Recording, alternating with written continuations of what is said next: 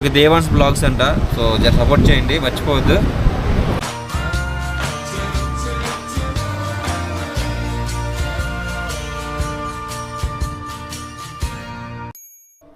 Hi guys, ఇప్పుడు నేను వైజాగ్ వెళ్తున్నాను.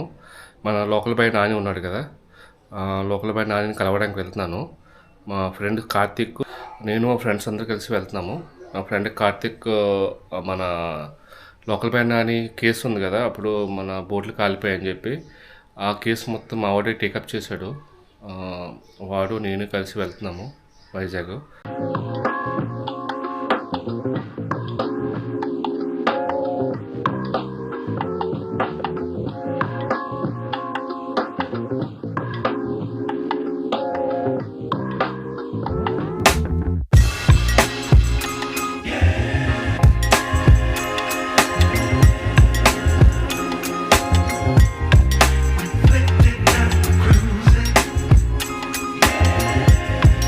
లోపల పై నాని రోజు కలిశాను, చాలా హ్యాపీగా ఉంది.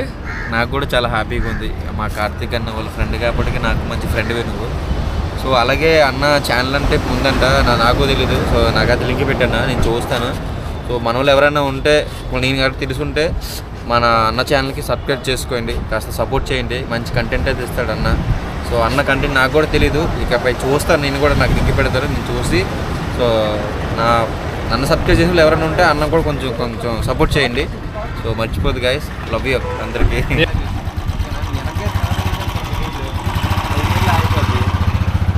తెలియని విషయం ఏంటంటే, సముద్రంలో వేట చేసే వాళ్ళు ఏంచో మధ్య తాగుతారు, సంథింగ్ వర్క్ అంతా అయిపోయిన తర్వాత రెస్ట్ తీసుకునేటప్పుడు తాగి పడుకుంటారు అనుకుంటారు కానీ సో అదంతా అబద్ధం అనమాట. సో ఎవరికి తెలియదు ఆ విషయం. మూవీల్లో చెప్తారు అలాగా, అంటే మూవీలో వాళ్ళు హైప్ కోసం వాళ్ళు కొడుకుంటారేమో కానీ అది మేము నిజానికి అది వాస్తవం కాదు.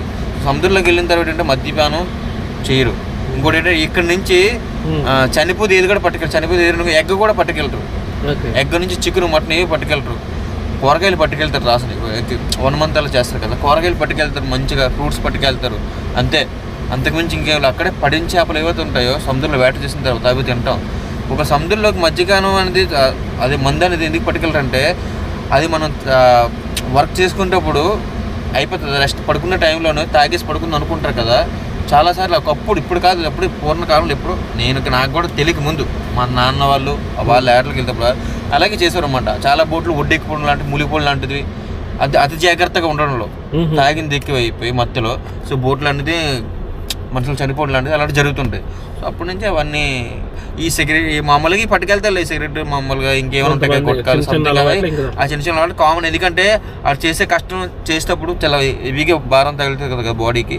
సో ఆ మాత్రం అవి ఎక్కువ స్ట్రైన్ అయిపోతారు కదా, అవి బ్యాడ్ అలవాట్లు దాంతో కొంచెం కంట్రోల్ చేసుకుంటారు అన్నమాట. 24 hours పని చేస్తారా?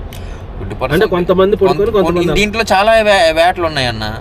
ఒకటి సముద్రంలోకి వెళ్ళి ఏంటంటే గిల్ నెట్లు, తాడు బోట్లు సపరేట్గా ఉన్నాయి, నెట్ బోట్లు సపరేట్గా ఉన్నాయి. నెట్ బోట్లు అంటే వల, అంటే ఒక వల వేసారనుకో సముద్రంలో 3 hours లాగుతారు అన్నమాట. బోట్ జర్నీ మీద లాగెళ్తే ఆ 3 hours రెస్ట్ ఉంటుంది. అలాగే ప్రతి 3 hourకి ఇప్పుడు నెట్ బోట్ అనేది. తాడు బోట్ అనేది ఏంటంటే ఒక 800 లైన్ కమ్మి ఉంటుంది అన్నమాట. ఆ కమ్మలకి ఎర్ర లైన్ గుచ్చేసి తాడు వేసి మిగతా టైంలో ఇంత టైం ఈ టైంకి ఎత్తాలి తాడు అనేది ఉంటామన్నమాట. ఒకరు మార్నింగ్ వేసారనుకో ఈవినింగ్ ఎత్తాలి అనేది ఉంటుంది. అలా రూల్స్. అప్పుడు ఖాళీగా ఉంటారు. కానీ తాడు యాడ్ అనేది కొంచెం చాలా కౌకులు, బాగా రెస్ట్ ఉంటుంది. ఒకసారి బాగా ఎక్కువ కష్టం తగ్గుతుంది అనమాట. ఈ తాడు కమ్మి అంటారు, గేలాలు అవి అనమాట. చాలా కష్టం ఉంటుంది. దాంట్లో ఏంటంటే తక్కువ పెట్టుబడి పెట్టి ఎక్కువ లాభం వస్తుంది. అలాగని ప్రతిసారి రాదు, నష్టం ఉంటుంది, లాభం ఉంటుంది. ప్రతిసారి లాభం ఏమి ఉండదు. నిజం చెప్పాలంటే ఇప్పుడున్న ప్రజెంట్ సిచ్యువేషన్కి అయితే ఈ రేట్లకి అన్నిటికి లాభం అనేది 50%. 50% కంటే తక్కువే, ఇంకా నష్టమే అంతే. కానీ మద్యపానం అనేది సముద్రంలో తాగుతున్నారు అనేది అంతా అబద్ధం, బోటకం, నాటకం. ఇది నమ్మద్దు, ఇది ట్రూ. ఈ సినిమాల్లో మాత్రం చూపిస్తారు, ఎందుకంటే మూవీ హైప్ కోసం, అంతే తప్ప ఇంకేం లేదు.